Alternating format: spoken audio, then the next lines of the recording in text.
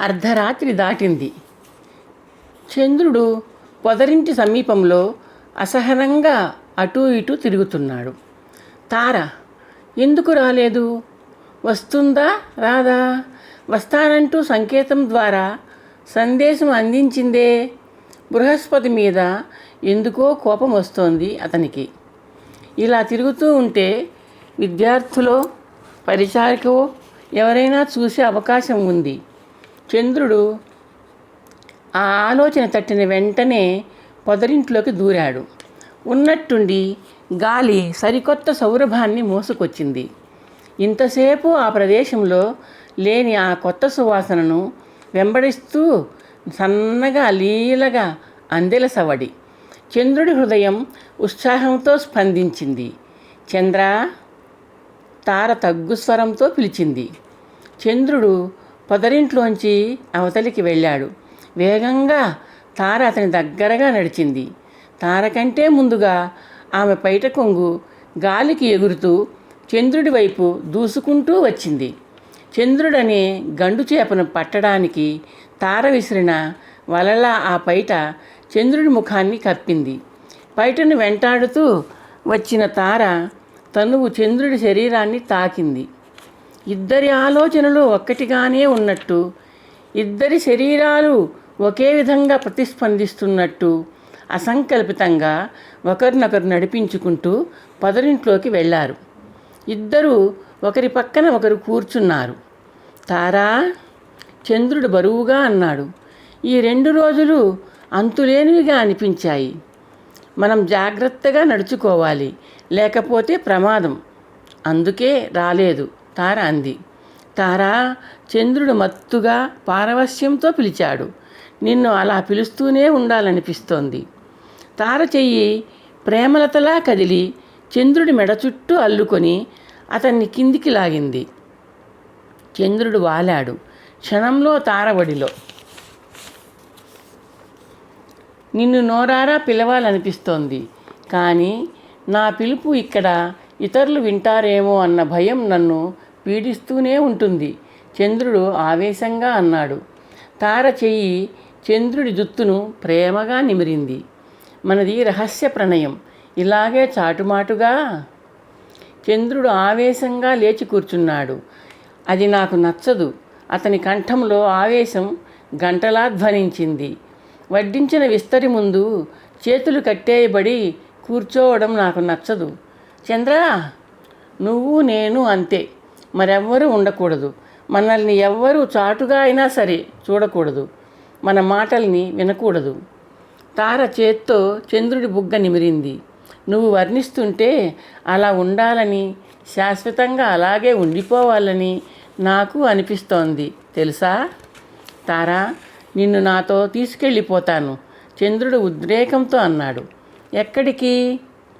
నాకు నువ్వు, నీకు నేను మాత్రమే కనిపించే చోటికి. ఎక్కడికి? తార ప్రశ్నలో నవ్వు జత కలిపింది. మనిద్దరినీ ఎవ్వరూ చూడలేని. ఎక్కడికి? మనిద్దరినీ ఒక్కటిగా ఉంచే ఏకాంత ప్రదేశానికి. ఎక్కడికి? తార తన 2 చేతులతో చంద్రుడి ముఖాన్ని తన వైపు తిప్పుకొని నవ్వుతూ అడిగింది. నా మందిరానికి. నీ మందిరమా? తార కంఠంలో ఆశ్చర్యం ధ్వనించింది. నీ తల్లిదండ్రుల ఆశ్రమానికా? కాదు, నా మందిరానికి. నా కోసం విశ్వకర్మ మందిరం నిర్మించాడు. విద్యాభ్యాసం పూర్తయ్యాక వివాహం చేసుకొని నేను నా మందిరంలో నివాసం ప్రారంభించాలి. ఓహ్, నా విద్యాభ్యాసం ఇక్కడికి వచ్చిన రోజే ఆశ్రమ వాతావరణంలో నీ కళ్ళను చూసిన క్షణంలోనే పూర్తయింది, చంద్రుడు నవ్వుతూ అన్నాడు. వివాహం, అది కూడా అయిపోయింది నీతో. నీ చెయ్యి పట్టుకున్నాను. పాణిగ్రహణం అయిపోయింది. త్వరలో నేను రహస్యంగా తీసుకెళ్ళిపోతాను. దాంతో రాక్షసం కూడా అయిపోతుంది. చంద్ర, తార కంఠంలో పారవస్యం జీరగా ధ్వనించింది. నువ్వు నా కోసమే పుట్టావు. నా కోసమే బృహస్పతిని పెళ్లి చేసుకున్నావు. నా కోసమే దాంపత్య శిల్పం నేర్చుకుని సిద్ధంగా ఉన్నావు. మీ గురువులు రేపు ఉదయం ఇంద్రసభకు వెళ్తున్నారు. తార ఉన్నట్టుండి మాట మారుస్తూ అంది. శుభసూచన. ఆయన అలా నిష్క్రమించాక విద్యార్థులు సమిధుల కోసం అరణ్యానికి వెళ్తారు. పుంజికస్థల జలగ్రహణం కోసం నదికి వెళుతుంది. చంద్రుడు సాలోచనగా అన్నాడు, మనిద్దరం అంటూ ప్రశ్నార్థకంగా అంది తార. ఒక్కటైపోదాం, ఒక్కటైపోదాం.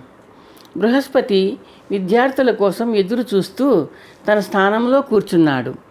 చెట్టు గుబురులో దాక్కున్న చిలక ఒక్కసారి రెక్కల్ని టపటపలాడించి ప్రణవం ప్రారంభించింది. ఓం ఓం ఓం. విద్యార్థులను పాఠానికి రమ్మని పిలుస్తున్నట్టుగా ఉంది ఆ చిలుక చేస్తున్న ఓంకారనాదం. బృహస్పతి చిరునవ్వుతో చెట్టు గుబురు వైపు చూశాడు. విద్యార్థులకు తీసిపోకుండా నేర్చుకుంటోంది చిలక. ఆశ్రమాల్లో చిలకలు వేదాలు పఠించాలి, సింహాలు జింకలతో ఆడుకోవాలి. గుంపులుగా వచ్చిన విద్యార్థులు వరుసలుగా కూర్చుంటున్నారు. బృహస్పతి చూపులు విద్యార్థుల ముఖాలను పరిశీలనగా చూస్తున్నాయి. అందరూ ఉన్నారు. చంద్రుడు. బృహస్పతి కళ్ళు మరోసారి విద్యార్థులను కలిగి చూశాయి. చంద్రుడు వచ్చినట్టు లేడు. ఏదో అడగడానికి ఆయన నోరు తెరిచాడు. స్వామి. పుంజికస్థల పిలుపు విని బృహస్పతి పక్కకు చూశాడు. పుంజికస్థల ఆయన వైపు వినయంగా చూసింది. గురుపత్ని ఆశ్రమంలో లేరు. తార ఆశ్రమంలో లేదా? బృహస్పతి ఆమెకు అడ్డు తగిలాడు. లేరు. విద్యార్థులకు ఆహారం సిద్ధం చేయనా? పుంజికస్థల వినయంగా అడిగింది. తార ఎక్కడికి వెళ్ళింది పుంజిక? తెలియదు. నిన్న మీరు ఇంద్రసభకు వెళ్ళినప్పటి నుంచి గురుపత్ని కనిపించలేదు. మీతో వెళ్ళి ఉంటారనుకున్నాను. పుంజికస్థల వినయంగా అంది. అవును గురువుగారు, మేము అలాగే అనుకున్నాం. మీ వెంట చంద్రుణ్ణి కూడా తీసుకు వెళ్ళి ఉంటారనుకున్నాం. ఒక విద్యార్థి లేచి నిలబడి అన్నాడు. బృహస్పతి కళ్ళు చిట్లించాడు. చంద్రుడా? అంటే చంద్రుడు కూడా ఇక్కడ లేడా? చంద్రుడెక్కడా? అప్రయత్నంగా ప్రశ్నించాడు బృహస్పతి. మీరు, గురుపత్ని గారు, చంద్రుడు ఒకే సమయంలో ఆశ్రమంలో లేకుండా పోయారు గురువుగారు. అందుకని కలిసే దేవలోకానికి.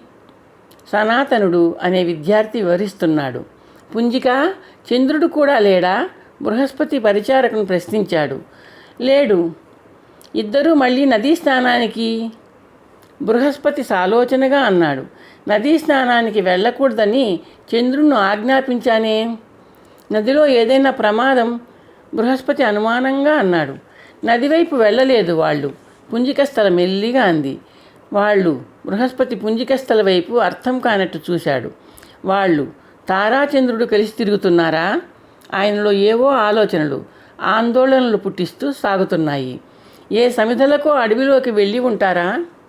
సనాతన, సునీతుడు, నువ్వు, ఇంకొందరు అరణ్యంలో చూడండి. తారకు చంద్రుడికి ఏదైనా ప్రమాదం. వాక్యం పూర్తి చేయకుండానే ఆగాడు బృహస్పతి. స్వామి, విద్యార్థులకు మీకు ఆహారం సిద్ధం చేయి పుంజిక. బృహస్పతి నిట్టూర్చాడు. వయసులో పెద్దవాళ్ళైన విద్యార్థులు చాలామంది అరణ్యం వైపు బయలుదేరారు. అప్పుడే తన వైపే చూస్తున్న విద్యార్థుల వైపు అన్యమనస్కంగా చూశాడు బృహస్పతి. నిన్నటి పాఠం వల్ల వేసుకోండి అన్నాడు. రా చంద్ర, చెట్టు మీది చిలక ఉన్నట్టుండి అంది. బృహస్పతి చిలక వైపు ఆశ్చర్యంగా చూశాడు. ఇలా రా చంద్ర. తార పిలుపు కోకిలగానంలా చంద్రుడి చెవుల్ని తాకింది. మందిరం ముందు నిల్చున్న చంద్రుడు లోపలికి నడిచాడు. తార పిలుపు మళ్ళీ ఒకసారి శయనాగారంలోంచి వినిపించింది. చంద్రుడు శయ్యాగారంలోకి అడుగులు వేసి హంసతూలికా తల్పం ముందు నిలుచున్న తార పక్కనే నిల్చున్నాడు. నేను శాశ్వతంగా ఇక్కడే ఉండిపోతాను, తార పారవస్యంతో అంది. ఈ మందిరం, ఈ హంసతూలిక తల్పం, తూగుటుయ్యాలలు ఇవన్నీ కావాలి నాకు. చంద్రుడు ప్రేమగా ఆమె నడుము చుట్టూ తన చేతులతో బిగించాడు. ఎందుకు అంత ఆశ? చిరునవ్వుతో అడిగాడు. దర్భాసనాలు, కృష్ణాజినాలు, ఆకులు, అలుములు, వీటితో అలసిపోయాను, విసిగిపోయాను అంటూ తార సున్నితంగా చంద్రుడి చేతిని తప్పిస్తూ కొంచెం ఎడంగా జరిగింది. చంద్రుడి వైపు తిరిగి వయ్యారంగా నిలబడింది. ఇలా నా వైపు చూడు అంది తార. చంద్రుడు పూర్తిగా ఆమె వైపు తిరిగి చూశాడు. నన్ను చూడు చంద్ర అంది తార తన ముఖంలోకి చూస్తున్న చంద్రుడితో. చంద్రుడు 2 చేతుల్ని నడుం మీద ఆంచుకొని తారను నఖశిఖ పర్యంతం చూస్తూ ఉండిపోయాడు. అతని చూపులు కనిపించని సున్నితమైన కుంచెల్లా తార శరీరాన్ని స్పృశిస్తూ ఉండిపోయాయి. తార నిలువెత్తు సౌందర్యం, రూపం ధరించి తన ముందు నిలుచున్న అందం.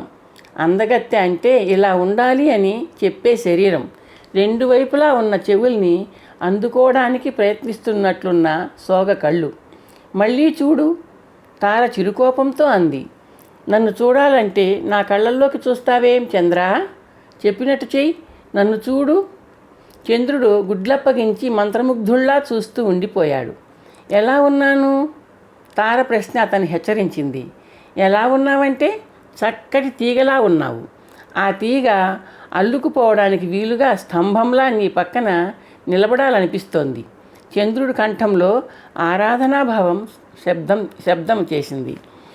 ఇంత సౌందర్యం, ఇంత సౌకుమార్యం దర్భాసనాలకి కృష్ణాజినాలకి బలైపోతే తార మధ్యలో ఆపింది. ఈ చంద్రుడు అలా కానివ్వడు, అందుకే ఇక్కడికి తీసుకువచ్చేశాడు.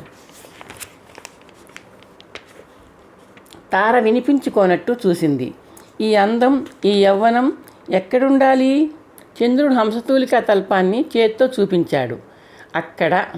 తార చిరునవ్వుతో వయ్యారంగా అడుగులు వేస్తూ చంద్రుడి ముందుకు నడిచింది. కాదు, అక్కడ కాదు, ఇక్కడ అంటూ అతని హృదయం మీద చెంపని ఆంచి మెడ చుట్టూ చేతుల్ని దండలా ఆంచింది. చంద్రుడు తలవాల్చి చూశాడు. తార కొద్దిగా తల పైకెత్తి చంద్రుడి కళ్ళల్లోకి చూసింది. ఆమె విశాల నేత్రాల్లో ప్రేమజ్యోతుల్లా వెలుగుతోంది. చంద్రుడి చేతులు ఆమెను పొదివి పట్టుకున్నాయి. చంద్ర, నా కోరిక చెప్పనా? నీ అందం నా కొడుకుగా పుట్టాలి తారా, చంద్రుడు పులకించిపోతూ అన్నాడు. తారా చంద్రుడు అరణ్యములకు వెళ్ళి ఉంటారని, తిరిగి వస్తారని నమ్మిన బృహస్పతి ఆశ అడియాశే అయింది. నెలల పాటు శిష్యుల చేత ఆయన చేయించిన తారాచంద్రుల అన్వేషణ ఫలించలేదు. తారాచంద్రుడు అంతర్ధానం కావడానికి కారణం వారిద్దరికీ ఒకరి పట్ల మరొకరికి ఉన్న వ్యామోహమేనని నిస్సంశయంగా అనిపించినప్పటికీ ఆయన తారను విస్మరించలేకుండా ఉన్నాడు. ఏది జరిగినప్పటికీ తార తన భార్య. తార సౌందర్య రాశి. తార బ్రహ్మదేవుడు సూచించిన భార్య. తిరిగి తనను చేరుకుంటుందన్న నమ్మకాన్ని, చేరాలన్న ఆశను పెంచి పోషించుకుంటూ యాత్రికంగా కాలం వెల్లదీస్తున్నాడు ఆయన. ఆశ్రమంలో పాఠ ప్రవచనం, ఇంద్రసభలో మంత్రాంగం అనే విధులకు లోపం రానివ్వకుండా చూసుకుంటున్నారు ఆయన. తార వియోగాన్ని, ఆ వియోగం అందించిన అవమానాన్ని మౌనంగా భరిస్తున్న బృహస్పతి తారాచంద్రుల అంతర్ధాన విషయము ఇంద్రుడికి తెలియకుండా చూసుకున్నాడు. కాలం తన నిరంతర ప్రయాణాన్ని నిరాటంకంగా సాగిస్తూ తనూ సాగిపోతోంది. జరిగిపోతున్న వాటన్నింటినీ తన విశాల గర్భంలో దాచుకుంటూ కాలం తన నిరంకుశ నిర్దాక్షిణ్య ప్రయాణాన్ని కొనసాగిస్తూనే ఉంది.